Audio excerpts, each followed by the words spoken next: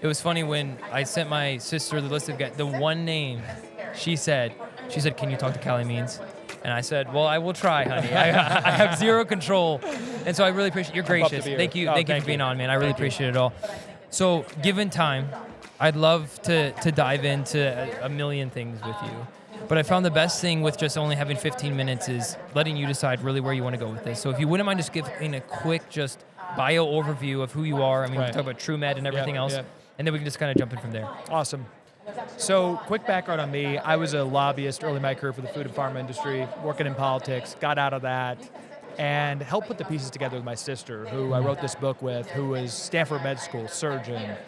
And what we've kind of come to the conclusion on is that the biggest industry in our country is predicated on the American people being sick. Now, we're free market people, but the market has been rigged to where pharma companies, hospitals, med schools, insurance companies just demonstrably profit when the American people are sicker for longer periods of time. And that's what's happening. We're the sickest country in the world. I mean, I've got a young child, and you know, kids are going into wood chipper right now. There's 38% of teens have prediabetes, the obesity. 38%? Yeah, it's just crazy, and it's unique in America. So after the death of our mom in 2021, my sister and I decided to write this book, Advocate.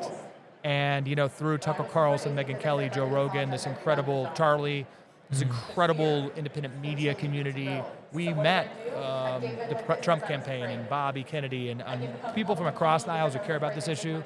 I was able to help facilitate an introduction between President Trump and Bobby after the Butler assassination attempt. Yeah. And I've had a view into this burgeoning MAHA coalition. And I think what I'd love to talk about, what I think is a big topic in the country right now, is that few would have expected this, but Donald Trump put the issue of childhood chronic disease at the top of the national conversation. He painted a vision for American abundance and thriving by getting these broken healthcare institutions out of the way. You know, picked Bobby Kennedy. It's a political movement that brought women and independents and young people to the Republican coalition.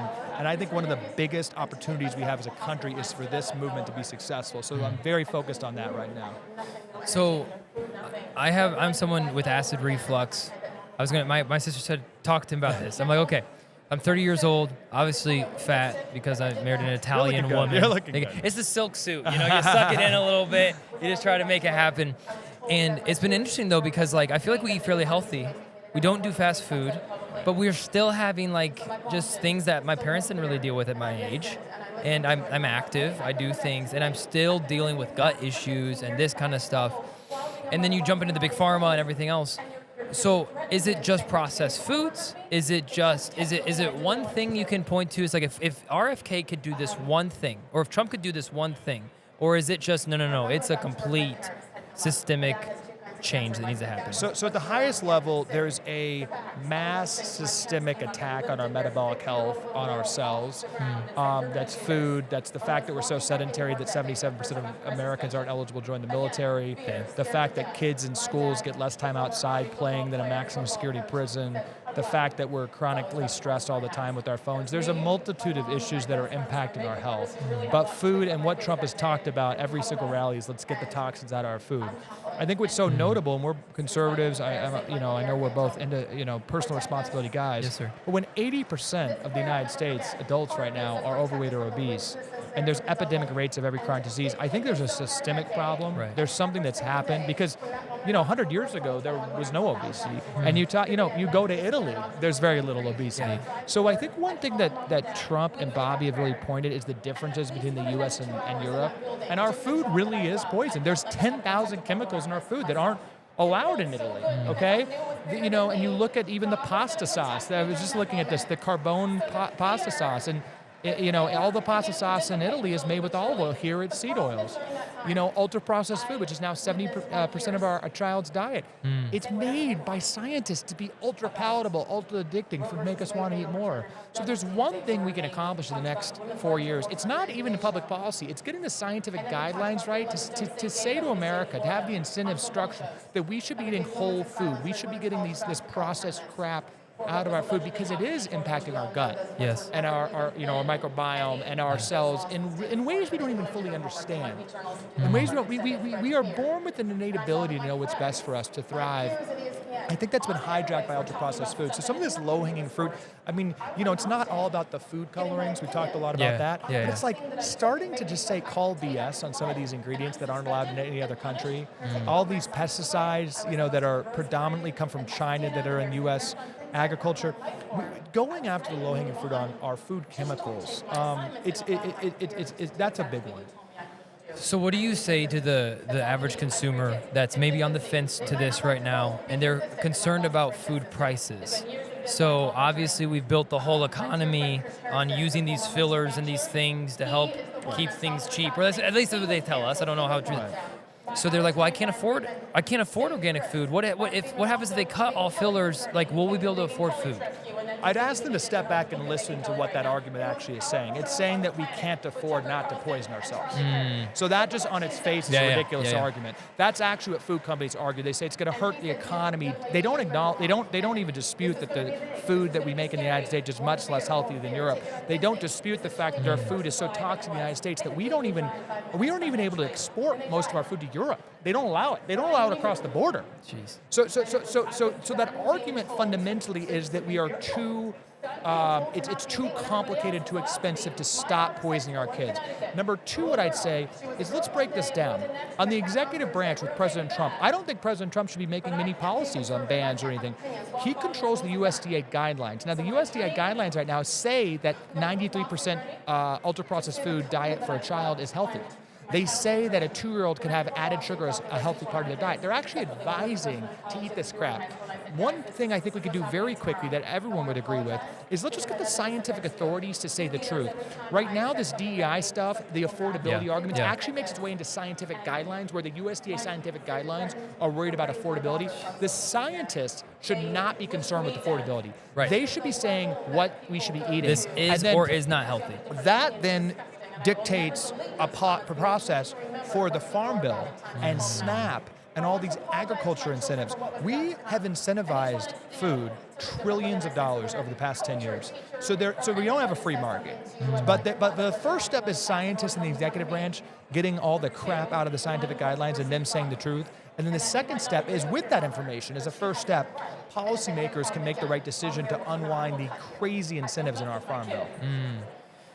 So when you and your sister wrote this book, did you know what you're about ready to get into? Did you know, was that before you got on Tucker and all that kind of stuff? Did you realize how just your lives would just completely just go hyperbolic, especially in the public eye? Is that something you were prepared for? No. I had 300 Twitter followers when I started writing the book and, no public presence. My sister has been in the arena a little bit longer on these issues. We felt like we had something very important to say. Our mom abruptly was diagnosed with stage 4 pancreatic cancer. And at Stanford Hospital, they said that was unlucky. Now, the rates of cancer skyrocketing is unlucky. It's tied to our metabolic health. It's tied to our food. It's tied to the increasing rates of diabetes and obesity. Those are all warning signs for the cascading rates of cancer, heart disease, Alzheimer's that eventually kill us. And bearing my mom, my sister, and I really felt like we had this important message to say. And I did feel like it was a societally important message. And I did feel like it needed to be heard at the highest levels. And I did have a vision that the left and the right and Kennedy and Trump, that there would be these big coalitions around these issues importantly, because of the political resonance. I did feel that, hey Joe, I did feel that there was a missed opportunity politically where so many parents were frustrated and angry at their kids being sick. So I had this master plan in my head, and then, my sister and I really just tried to speak from the heart, write from the heart, and it caught on. But I think there's this larger spiritual force happening with Donald Trump talking about it, Kennedy talking about it, all these warriors who've been in this fight for 15, 20 years, who many of them, were left-wing hippies. I mean, they're all kind of coming together, and I think there's a moment right now for these issues. So I'm proud to be a part of it. Let me ask you one more question, and I'm going to be respectful of time. So I've been eyeing it the whole time. I want to make sure you're. Thank you. One last question. To be here.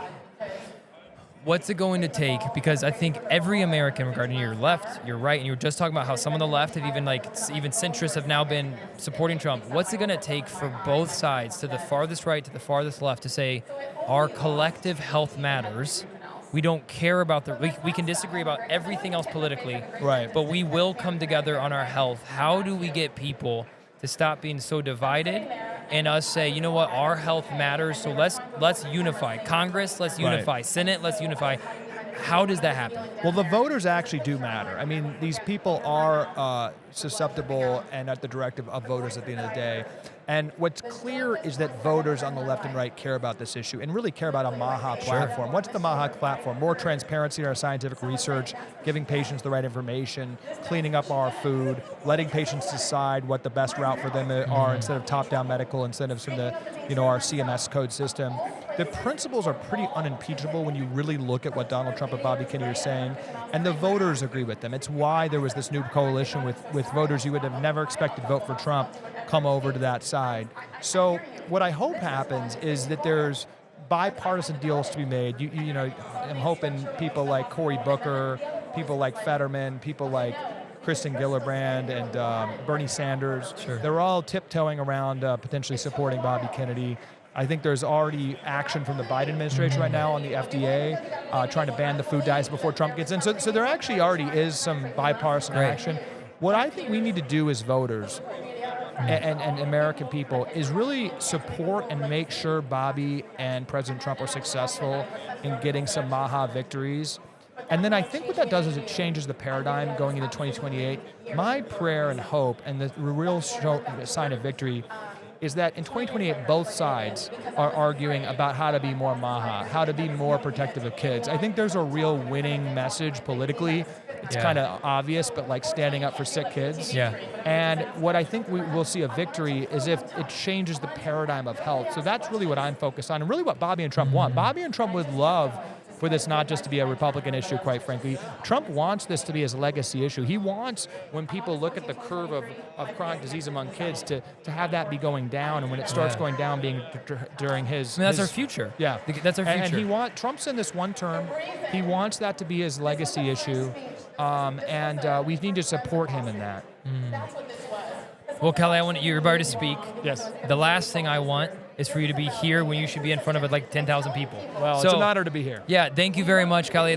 Last thing I want to say, any promos, anything that you want to shout out, where can people find you to learn more about what you're talking about? Well, my Twitters and Instagrams at Calley Means, CALLEYMEANS. And this is the book.